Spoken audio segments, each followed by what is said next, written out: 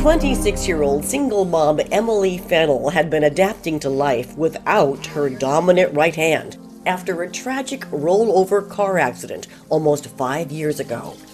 I put my left hand down to brace myself, and I put my right hand up towards the ceiling to brace myself, and the centrifugal force of us flipping caused my hand to go out of the sunroof. It was smashed between the pavement and the sunroof.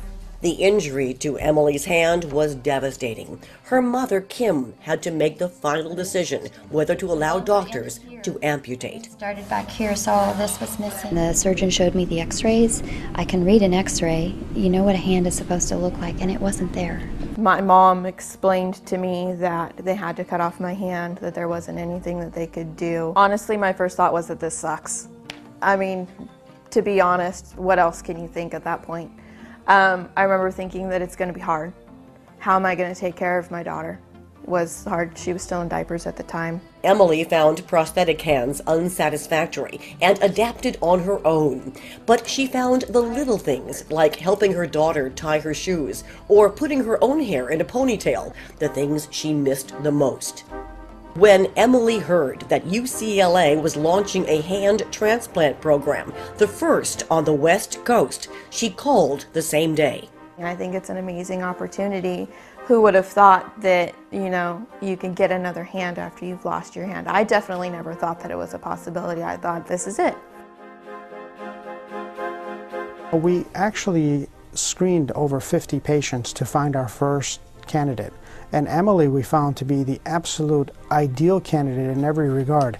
She was young, she was healthy, she had this depth of understanding not only about the procedure but about herself that was not seen in other candidates. After going through an extensive screening process that included both medical, surgical and psychological evaluation, she met the criteria, and we went forward with her feeling very confident that she was very well informed and that she was an excellent candidate. After just 16 days on the transplant list, Emily receives the call that a donor hand is available. I burst into tears. I called my sister and I was crying, and she's like, "What's wrong?" I'm like, "They have a hand." She's like, "But I thought this is what you wanted." I'm like, "It is. I don't know why I'm crying." And so it was kind of a whirlwind from there. And I have to say, I sobbed. And I started to cry, and then I pulled myself together. It was just this immediate emotional response like, oh, here it is.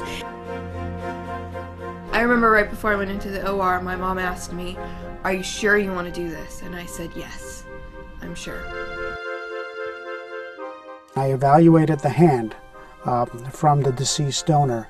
It was identical. The color match was perfect, the size match was perfect, the blood group match was perfect. And it's one of those things in most people's lives, and I think most people can relate to, is you just can't believe that moment that you've been preparing for has arrived. It is life-changing surgery for Emily that begins a minute before midnight and will last for 14 hours. Working in 2 teams, 9 surgeons and an army of highly trained medical staff work to identify every structure on both the donor and Emily's hand as they prepare to join the two together. The hand transplant involves connecting 2 bones, 23 tendons, 2 arteries, 4 veins, and at least 3 nerves. The tendons must be perfectly balanced if the hand is to precisely open and close. Through microscopes, surgeons sew together life-giving arteries and veins, and the nerves that will give Emily's new hand feeling, the human touch. As the surgery ends, Emily is able to see her new hand, and ever so slightly, she can make her new fingers move. Can you try moving it? Oh, yeah. You move your fingers. Try it again. You see? You move your fingers. Emily is moved to intensive care, where her mother and sister are waiting.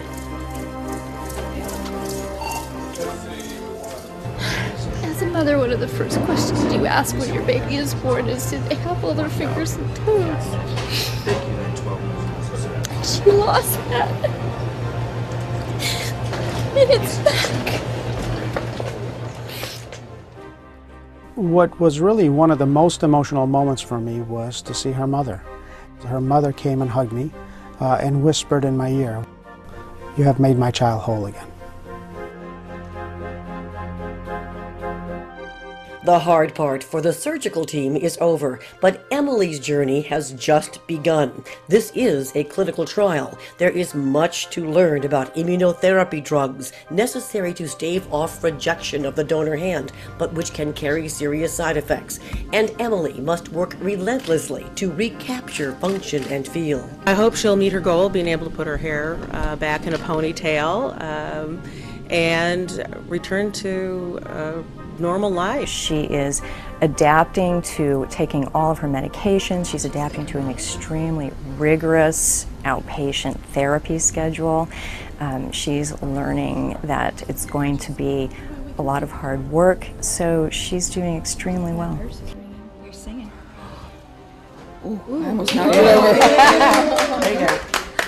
Emily is an inspiration.